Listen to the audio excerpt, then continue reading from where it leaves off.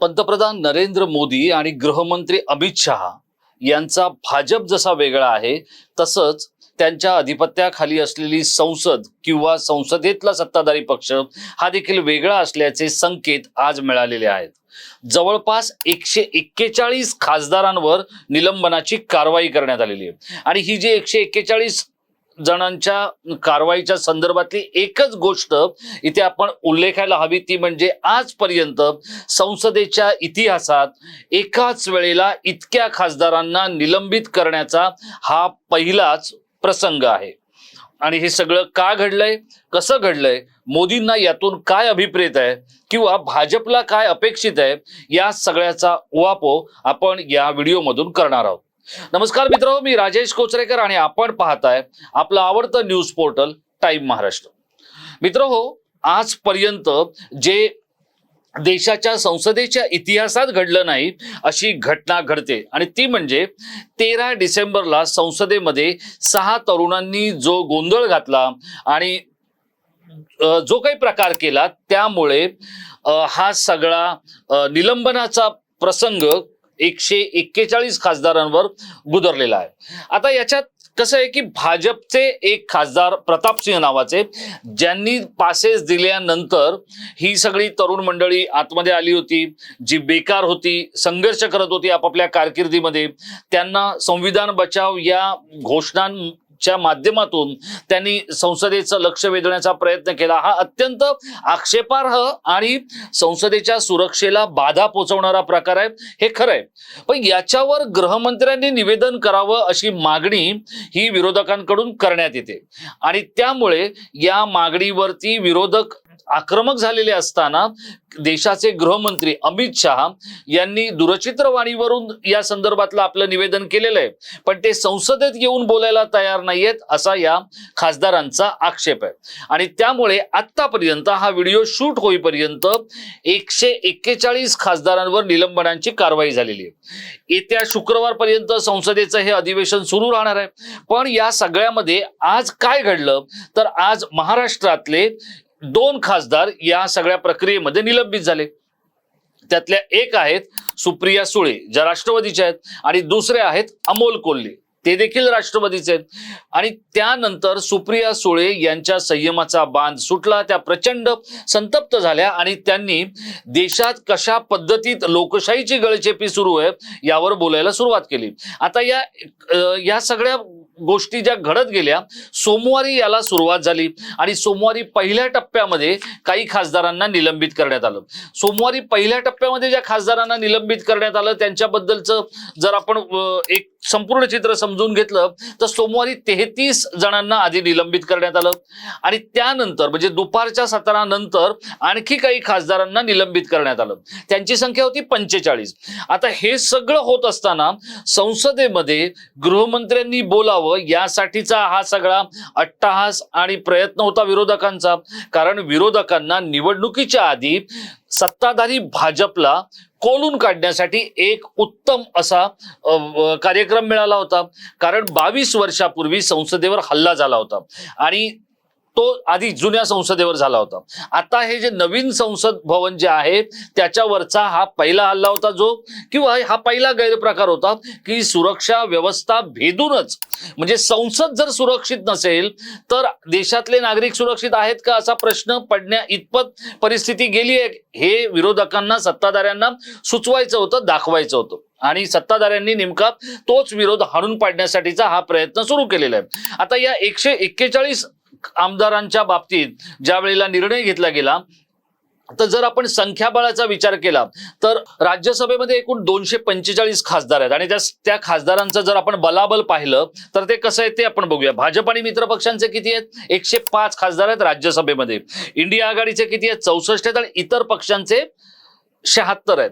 सोमवारी याच्यापैकीच्या 46 इंडिया आघाडीच्या 46 खासदारांना निलंबित करण्यात आलं होतं. आता जर आपण लोकसभेत आलो तर लोकसभेमध्ये बघा 538 खासदार आहेत. यापैकी एनडीएचे 329 आहेत, म्हणजे भाजपचे किंवा भाजप बरोबर असलेल्या मित्रपक्षांचे 329 खासदार आहेत आणि इंडियाचे 142 आहेत म्हणजे विरोधकांचे, आणि त्यात इतरांचे 67 आहेत. यापैकी 46 जणांना म्हणजे इंडियाच्या 46 जणांना निलंबित करण्यात आलेले आहे. आता या सगळ्या गोष्टी घडत असताना आजपर्यंत जे देशात घडलं नाही किंवा संसदेच्या इतिहासात घडलं नाही असं संसदेचे अभ्यासक किंवा राजकीय विश्लेषक सांगतात. हे सगळं मोदींना समोर आणायचंय, घडवायचंय. याचं कारण काय? तर याचं कारणच आहे विरोधकांचा आवाज पूर्णपणे क्षीण करून टाकायचा हा भाजपचा प्रयत्न आहे, असा आरोपच सुप्रिया सुळे यांनी केलाय. आता बघा, जे महाराष्ट्रात ज्या गोष्टीबद्दल चर्चा होते ती गोष्ट देशभर पसरते असा आजपर्यंतचा इतिहास आहे. आता सुप्रिया सुळे या माध्यमातून ज्या काही पेटून उठल्या आहेत त्यामुळे मोदींनी आणि अमित शहानी जे काही केलेलं आहे ते संपूर्ण देशभरात कसं पसरवायचं याच्याकडे आता विरोधकांनी आपला मोर्चा वळवलेला आहे. आता या सगळ्यामध्ये काँग्रेसचे अधीर रंजन चौधरी असतील किंवा तृणमूल काँग्रेसचे खासदार असतील, या सगळ्यांचा जर आपण विचार केला तर विरोधकांकडून जी सतत या सत्ताधाऱ्यांवर टीकेची झोड उठवली जाते किंवा संसदीय कार्यप्रणालीचा गळा घोटला जातोय असा जो आरोप आहे विरोधकांचा, तो आरोप या कृतीमुळे योग्य ठरतोय का असं म्हणण्या इतपत परिस्थिती आलेली आहे. कारण आजपर्यंत 141 खासदारांना कधीच निलंबित करण्यात आलं नव्हतं. याच्या आधी 14 खासदारांना निलंबित करण्यात आलं होतं गैरप्रकार केल्याबद्दल किंवा संसदेमध्ये काही अनुचित प्रकार केल्याबद्दल. पण हे 141 लोक निलंबित करून सत्ताधाऱ्यांना नेमकं काय साधायचंय हा देखील प्रश्न आता या विरोधकांकडून विचारला जातोय. आणि हे सगळं होत असताना आज 41 जणांना निलंबित करण्यात आलेलं आहे. या 41 जणांना लोकसभेतून निलंबित करण्यात आलेलं आहे. त्यामध्ये 8 राज्यसभा खासदारांनाही निलंबित करण्यात आलेलं आहे.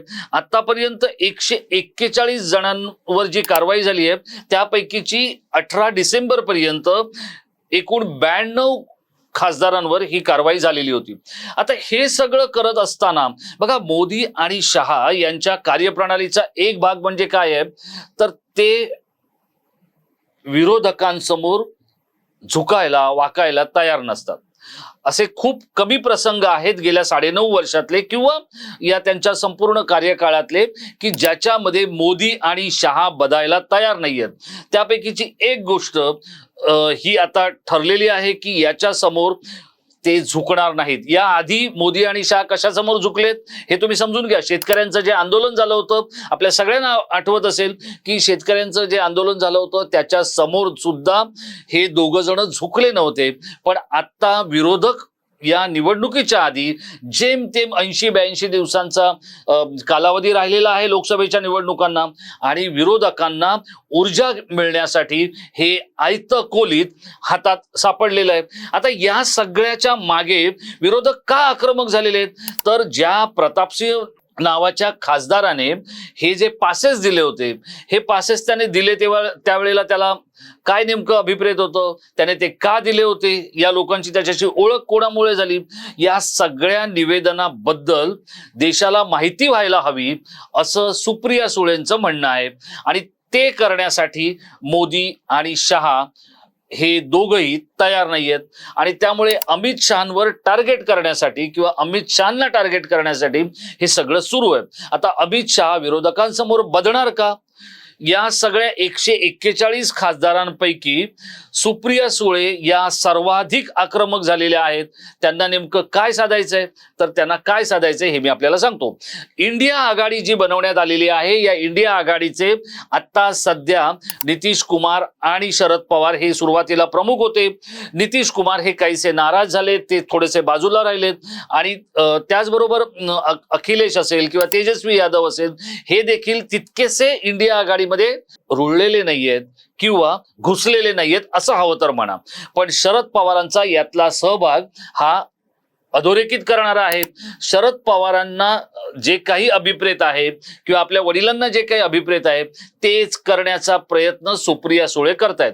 गेली 8 वेळा त्यांना संसद रत्न या पुरस्काराने संसदेमध्ये सन्मानित करण्यात आलंय. संसदेतली भाषणं असो किंवा संसदेतला त्यांचं उपस्थिती असो आणि एकूणच कामकाज याबद्दल सुप्रिया सुळे या नेहमी जागरूक असतात. आता त्यांना येणाऱ्या लोकसभेच्या आधी एक असा मुद्दा मिळालेला आहे की ज्याच्यामुळे त्या आपल्या वडिलांना मदत करू शकतात आणि विरोधकांची जी इंडिया आघाडी आहे तिला एक ऊर्जितावस्था देऊ शकतात. त्यामुळे एका बाजूला इंडिया आघाडीच्या चेहऱ्याची चर्चा सुरू आहे. चेहरा कोणाचा, पंतप्रधान पदाचा उमेदवार कोण, मोदींसमोर टक्कर घेणार कोण, या सगळ्या गोष्टी सुरू असताना सुप्रिया सुळे यांना सूर सापडलाय. सुप्रिया सुळे यांना सापडलेला सूर हा इंडिया आघाडीला सापडलेल्या सुरा इतकाच किंवा त्यांना सूर सापडण्यासाठी तो उपयुक्त ठरणार का, हेच आपल्याला बघायचंय. आपल्याला काय वाटतं, ज्या वेळेला इंडिया आघाडी किंवा इंडिया ही विरोधकांची आघाडी मोदींच्या समोरच्या चेहऱ्याचा शोध घेते, त्यावेळेला सुप्रिया सुळे या आक्रमक होण्याचा या इंडिया आघाडीला फायदा होऊ शकतो का? आपल्याला असं वाटतं का की देशाचे गृहमंत्री महत्वाची माहिती देशापासून लपवतायत? आतापर्यंत संसदेच्या इतिहासातली सगळ्यात मोठी निलंबनाची कारवाई साधून मोदी आणि शहा यांच्या भाजपला काय अभिप्रेत आहे? आपण आपलं मत, आपण आपल्याला जे वाटतं ते आमच्या इनबॉक्समध्ये व्यक्त व्हा. आणि हा व्हिडिओ आपण आतापर्यंत पाहिला त्याबद्दल आपल्याला खूप खूप धन्यवाद. अत्यंत तटस्थ, बिनधास्त आणि बोल्ड व्हिडिओ पाहण्यासाठी आपण टाइम महाराष्ट्राला सबस्क्राईब करा. आणि पुढचा व्हिडिओ येईपर्यंत किंवा अमित शहा लोकसभेमध्ये बोलणार की नाही ही घडी येईपर्यंत आपण स्वतःची काळजी घ्या. धन्यवाद.